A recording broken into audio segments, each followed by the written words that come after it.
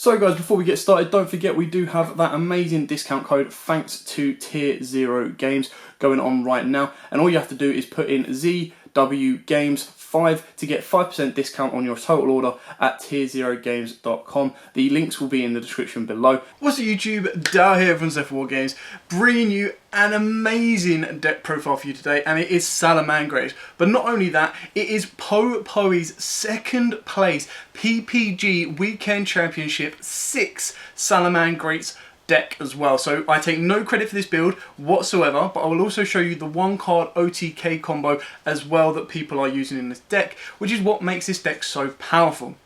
Now, if you watch the PPG matchup, it did incredibly well, making it all the way to the finals and just losing out because his opponent had everything. Now, his opponent, which was titled Player Who Has Name, played incredibly well throughout the entire tournament as well, playing Eldritch Synchro, and he just opened up every single out to Poey's deck imaginable. Regardless, the deck is still insane. It is probably one of the easiest ones to pick up build on a relatively decent budget as well. With that being said, please smash the like button, hit the notification bell and subscribe so you do not miss out on anything. Let's get on to today's profile of second place PPG's Poey's Salamangreats. Now, as you can see from this build straight off the bat, they're playing 4 Mud Skipper. This is the one card combo that leads you into the OTK, purely because what you do is you normal summon the 4 Mud, you then link the 4 Mud away into the Balinks, and then 4 Mud can help you chain block the Balinks if you want to, or the Balinks can help chain block the 4 Mud Skipper. This then allows you to search out your parallel XZs, and then as long as you reincarnate or you link up even higher if you've opened up Gazelle or anything like that, you can then go into a rank 4, which helps get past one of the biggest weaknesses of this deck, which is Nibiru. So I was very, very happy seeing Poey play this card. That being the Traptrix Rafflesia and Gravedigger's Hole as well. Very, very good. I'll explain why people play that as well. And this is just the one card that gets you there and gets you started. You've also got your triple AD bug just to search out your 4 Mud, because if you do go first, you search out your 4 Mud, you've got the combo to go OTK next turn anyway. Then double spinny, so this was quite interesting. I'm not going to go into brutal depth for this. This will be something that Poey will be able to shine more light on, exactly why he plays the certain races that he does and the particular build. But double spinny, we all know why. I can understand a third is a little bit bricky, would be my opinion on that. But he plays 2 of the spinny. We then got double Buffalo. Now I suppose Buffalo is probably a little bit more consistent than Debug, but it doesn't give you the guaranteed search, and I think that's why Debug was chosen over at 3 over Free Flame Buffalo.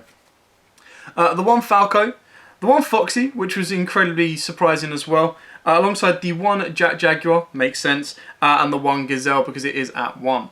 So a very standard lineup of Salamangreats with a couple of interesting changes, but it's the 4 Mud that really, really takes this deck to the next level. Alongside the parallel XZs as well. So we've got triple Ash Blossom because fire, recycle it, loop it around, everything you need. Triple parallel XZs, broken, busted, amazing. So it's a Cyverse. So it actually fits in with the rest of the archetype as well. And I believe Flame Buffalo lets you discard it. So if you get into your 3rd copy of this, Flame Buffalo will actually let you discard it, get rid of it, and you can draw 2 as well. But the idea is, like I said, the 4 Mud, normal summon, 4 Mud links off into Balinks. That will then search you out your parallel XZs, and then as long as you have the ability to get rid of the Balinks, and the easiest way is to reincarnate it, you then trigger the parallel XZs, gives you an instant rank 4, which can then be overlaid into Traptrix Rafflesia, which allows you to play the Gravedigger's Deep Dark Hole, which means you can no longer then be Nibiru'd, which is great. On top of that, if you want to be more defensive, you can go for Abyss Dweller, which he doesn't play, which is fine, or Baguska. And then in his other build, he does play Daguerreus. So Daguerreus just gives you that draw 2 as well, to try and fix your hand and then move your plays further forward. Because you're going for the OTK, you want to get your access code talker, and you want to end the game there. He's then got the triple Nibiru. It is combo based. He kind of wants to go second mainly with this deck, which is why the trap lineup is a little bit more reduced. And then just being able to Nibiru your opponent is incredibly powerful right now. You've got your Eldritch, now they're doing the Synchron combo, is very, very optimized for a Nibiru, and then you've got your Adamanticators as well. So Nibiru is probably one of the best kind of board breakers right now. Then for the spells, we've got triple Silent Mining, straightforward and simple on that one. Easy Ash target, double Pot of Desires. As long as you've got your one-offs that you need to get the combos going, all you need to do is you burn through your deck, get the 4-mud skipper, and you're going for the OTK play. The 1 circle, because it's at 1, the 1 sanctuary, and the 1 will of Salamangreat. This can just get you back into games. So games that you might no longer be able to be in, this brings you back to life. Triple infinite impermanence, best hand trap right now. Alongside singles of 1 rage, 1 raw, and the 1 Grave Digger's Trap Pole. So Grave Digger's Trap Pole reads as following: when your opponent activates a monster effect in their hand or graveyard, or when your opponent banishes a monster's when an opponent's banished monster effect is activated, negates effects, and if you do, inflict 2,000 damage to your opponent. So it gets you closer to the OTK potential because you're already going to be doing 8k anyway, but doing an additional 2k burn can help you in time as well. It really, really deters them, because if your opponent doesn't know you're going into a Rafflesia, they're going to be like, I'm going to wait for them to like Salamangreat high. Let's let them climb, let's let them climb, let's let them climb, Nibiru them.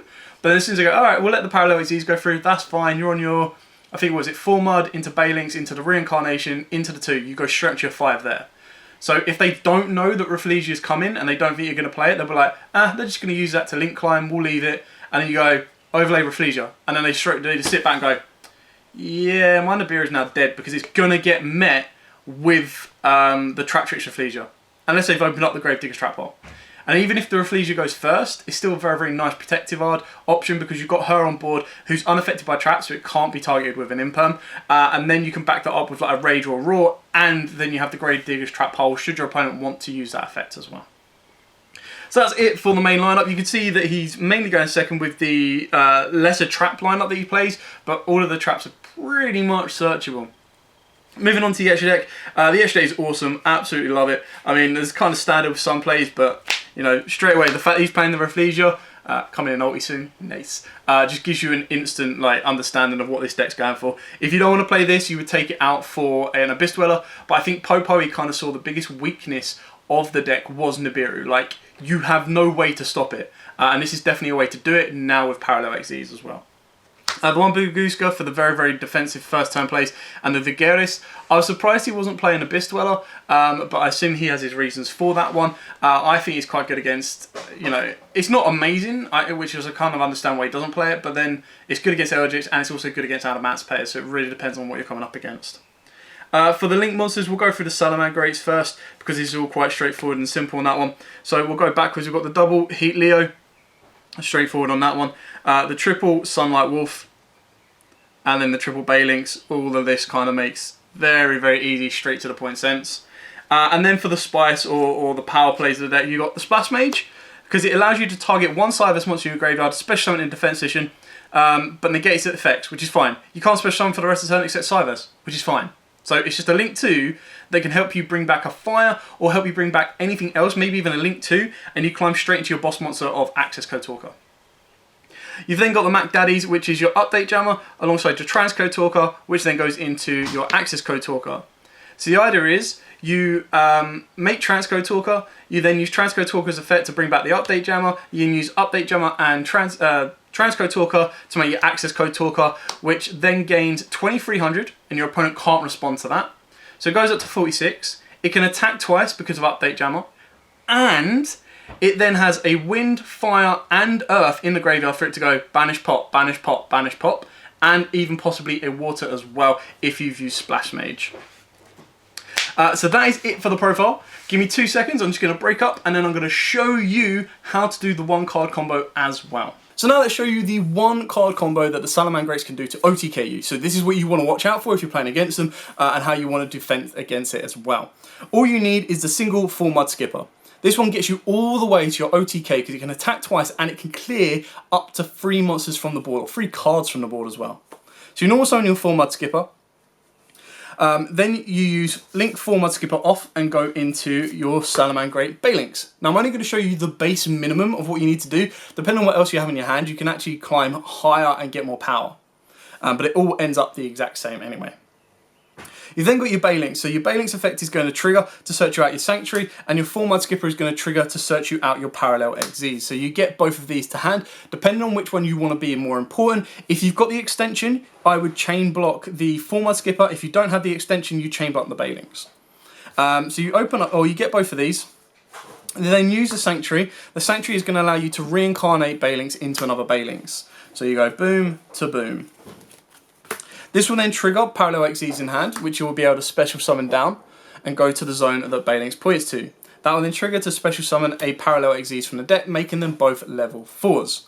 Now at this point, what you would usually do if you're going defensive is you can overlay these into a Traptrix Rafflesia, but it also depends on what extensions you have. Now you do have the option, if you want to get 4 monsters into the graveyard, to rather than going directly for your update jammer, you can go directly into your Splash Mage, and then Splash Mage can start reviving stuff as well. So because update jammer needs 2 level 2 or highers, you would use both the Parallel XEs and go into the update jammer. You then use update jammer and Baelinks and go into your transcode. Transcode would then trigger to revive the update jammer. Easy as that. You then use the update jammer plus your transcode and you go into your access code. And then straight away access code will then gain 23 off of transcode, and then it has an earth, a wind, and a fire in the graveyard to go effect, banish, effect, banish, effect, banish, and destroy 3 cards your opponent controls. Because of update jammer, it can attack twice, so it gets to go, cool, 46, 46. Pretty much 9 times out of 10, that is going to be game. And all you've used is 1 card in your hand. So considering you're going second, you're going to have 5 more cards to play with. They could have either been an Nibiru, they could have been an Imperm, they could have been an Ash, they could have been anything to slow your opponent down and then OTK them. So, that is it. Very straightforward, very, very simple. 1 card OTK combo, 2nd place PPG Weekend Championship, 6 Poey's Salamangreats profile. And like I said, you can technically build this on a budget if you wanted to. I mean, Imperms are about 15-ish quid each. The highest expense card is your access code talker, which will probably start to creep up in price, but then will come down in price once America gets the deck or gets Eternity Code itself. So definitely keep your eyes out on this. This and Sky Strikers are definitely the decks to be aware of because they have very, very good current meta matchups against Eldritch and Adamantipators. So that's why they're doing so well. Anyway, again, like I said, I take no credit for this build. This is all Poey's work. Did incredibly well, made it all the way to 2nd place, and I thought it was only right that I could share this with you guys as well to spread the word so it doesn't get swamped by Sky Strikers as well, because they did incredibly well. Anyway, thanks for watching. Again, massive congratulations to Poey. Like, comment, subscribe, share, and I will try and bring you more high-ranking decks in the future as well, just so you can kind of see where the meta is going, so that when we come out of lockdown, you know exactly what deck you want to be picking up, especially on a budget as well. As always, like, comment, subscribe, share. Until next time, guys, happy dueling!